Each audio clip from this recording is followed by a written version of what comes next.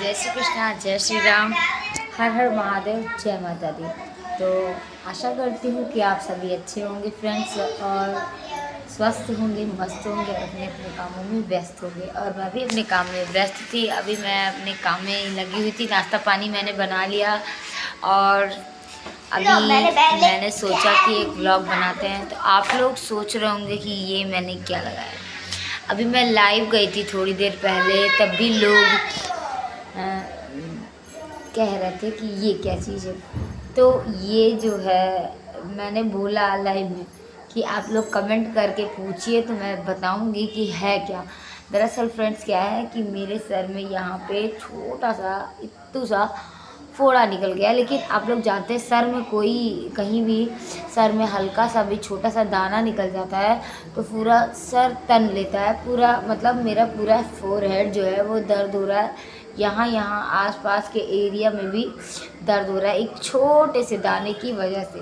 तो इसलिए मैंने कई सारी दवाइयाँ लगाई। बेटनोवेट क्रीम आती है उसको मैंने लगाया और सिप्लाडिन लगाया, लेकिन जो फोड़ा है वो पक नहीं रहा है और ना सूख रहा है। तो मैं दवाई भी खा चुकी और मैं दवा लगा भी चुकी, खा भी चुकी, लेकिन ये फोड़ा ठीक नहीं हो रहा है क्योंकि छोटा सा दाना है, ना वो पक रहा है और ना ही वो सूख रहा है। तो इस वजह से मैंने ये जड़ी बूटी लगाई है। और फ्रेंड्स आप लोग अगर चाहते हैं कि आप लोगों को मैं ये बताऊं कि फोड़े में ये जड़ी बूटी मैंने क्या लगाई है, तो आप लोग कमेंट ज़रूर कीजिएगा और वीडियो में लास्ट तक बने रहिएगा ताकि आप लोगों को पता चल सके कि ये क्या है। और फ्रेंड्स आप लोग चैनल को सब्सक्राइब ज़रूर कीजिएगा। वीडियो अगर अच्छा लगे तो एक लाइक ज़रूर कीजिएगा। तो फ्रेंड्स जब से मैं वैष्णो देवी से लौटी हूँ मेरे होठ में सर्द गर्म से दाने निकल गए हैं। देख रहे हैं आप लोग, खून खच्चर हो गया है, पपड़ी पपड़ी जम गई है होठ पे।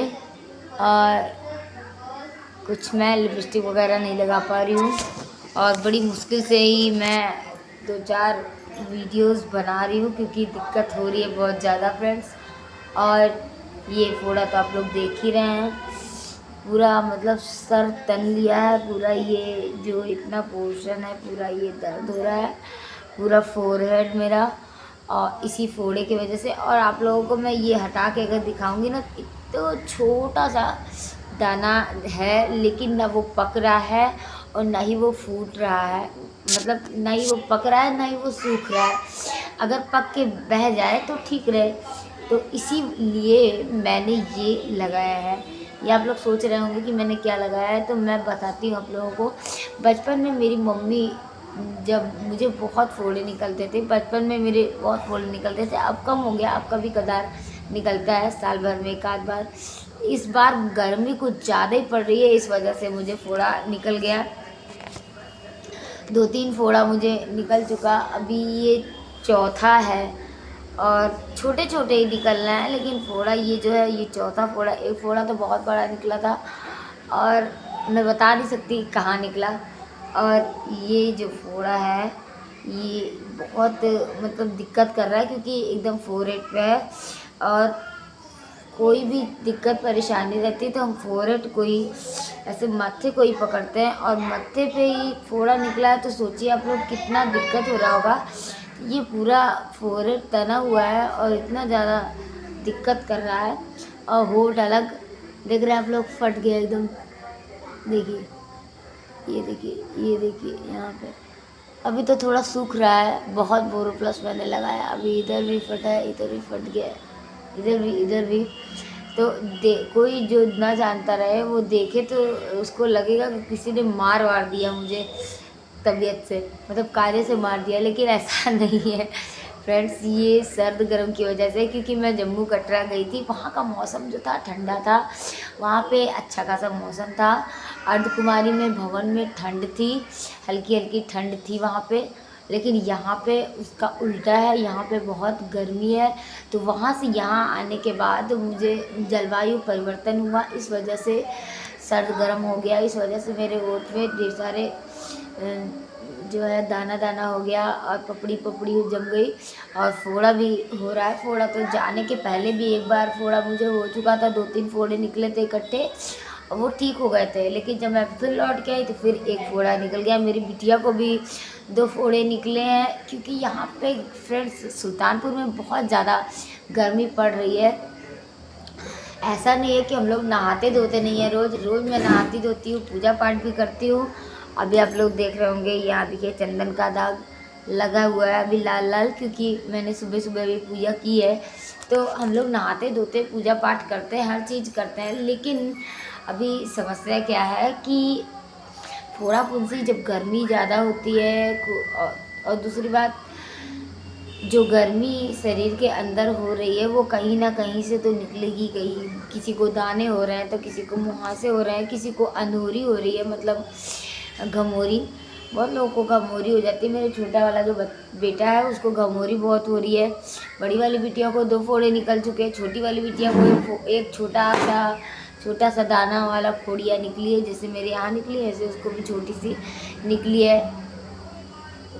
तो मैं ये सब छोड़िए फ्रेंड्स, मैं अब आप लोग को बताती हूँ कि ये मैंने क्या लगाया। तो बचपन में मेरे फोड़ा जब बहुत निकलता था, मैंने आप लोगों को बताया, तो मम्मी मेरी जड़ी बूटी ही ज़्यादा ट्राई करती थी, क्योंकि पहले जो दवाएं थी बहुत कम चलती थी और दवा से ज़्यादा लोग जड़ी बूटियों पे ही ध्यान देते थे। और जब बहुत ज़्यादा फोड़ा निकलना स्टार्ट हो जाता था तो मम्मी मेरी साफ़ी मुझे ला के पिलाती थी। साफ़ी आप लोगों ने सुना होगा, हमदर्द साफ़ी एक आती है टॉनिक, उसको ला के हम लोगों को पिलाती थी। बहुत कड़वा होता था साफ़ी। और नीम का जो छाल होता था उसको घिस के फोड़े पे लगाती थी। और ये गुड़हल की पत्ती में थोड़ा सा नमक और थोड़ा सा काली मिर्च मिला के ऐसे लगा देती थी। गुड़हल की पत्ती में काली मिर्च और नमक मिला के लगाने से क्या होता है फ्रेंड्स, कि जो फोड़ा आपको दाना निकला हुआ है ना, अगर उस फोड़े को बढ़ना होगा तो वो गर्मी से बढ़ के फूट जाएगा, उसका मवाद निकल जाएगा, वो सब चीज़ को एक जगह पे कर देगा। और अगर उसको सूखना होगा, ठीक होना होगा, तभी वो सूख जाएगा, क्योंकि काली मिर्च जो है वो छोटे मोटे दाने को जला देती है, मतलब कम कर देती है। और नमक से स्वेलिंग भी कम हो जाती है।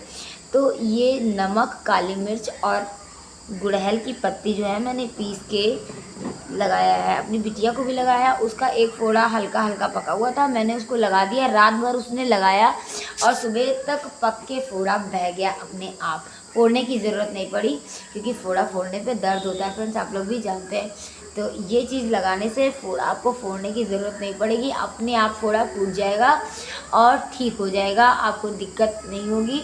और जब फोड़ा फूट जाएगा तो आप सिप्लाडीन या सफ्रामाइसिन कुछ भी आप लगा सकते हैं, या फिर नीम की छाल अगर आपको मिलती है तो उसको घिस के लगा लीजिए, या चंदन हो तो उसको घिस के, चंदन की लकड़ी घिस के लगाइए या नीम की छाल घिस के लगाइए, तो वो बहुत फ़ायदा करता है फ्रेंड्स। तो मैंने ये गुड़हल की पत्ती में काली मिर्च और नमक मिला के लगाया है, और ये बहुत ही अच्छा रिज़ल्ट देता है फ्रेंड्स। अभी मेरी बिटिया का फोड़ा फूट के बह गया और ठीक हो रहा है, और मैंने भी ये चीज़ लगा लिया, क्योंकि फ्रेंड्स रात में मैंने लगाया था, लेकिन सोते वक्त छूट गया था, तो सही से लग नहीं पाया था। इस वजह से फोड़ा मेरा पक नहीं पाया, हल्का हल्का पका है। और दूसरी बात, माथे पे है, एकदम मत्थे पे, यहाँ पे मांस जो होती है, यहाँ पे फोrehead पे मांस कम होती है, यहाँ पे हड्डी ज़्यादा है, मांस कम है। तो इस वजह से यहाँ पे ये जो है इसको इकट्ठा होने में समय लगेगा। जैसे सुमेग होता है, आप लोगों ने सुमेग सुना होगा। सुमेग एक क्रीम होती है, पीली पीली होती है। जब कोई एरिया पे पक जाता है, फोड़ा फुंसी कुछ भी निकलती है या कहीं पकता रहता है कोई चीज़, तो वो सुमेग क्या काम करता है कि एक एरिया पे अगर आप लगा देते हैं तो उसके आसपास आसपास के जितने भी मवाद है, पानी भरा हुआ है मवाद, उसको इकट्ठा करता है, एक जगह पे कर देता है। उसी तरीके से ये जो गुड़हल की पत्ती है ये भी वही काम करेगी, आपके मवाद को एक जगह पे कर देगी। और अगर ये पकना होगा तो पक जाएगा, अगर इसको सूखना होगा तो ये स्वेलिंग कम कर देगी, क्योंकि जो स्वेलिंग मेरे यहाँ पे आसपास जो स्वेलिंग थी ये अभी कम हो गई है, कम हो गई है। यहाँ पे फूला हुआ था, मेरी आँख एकदम चढ़ी चढ़ी लग रही थी, लेकिन अभी थोड़ा रिलीफ दिख रहा है।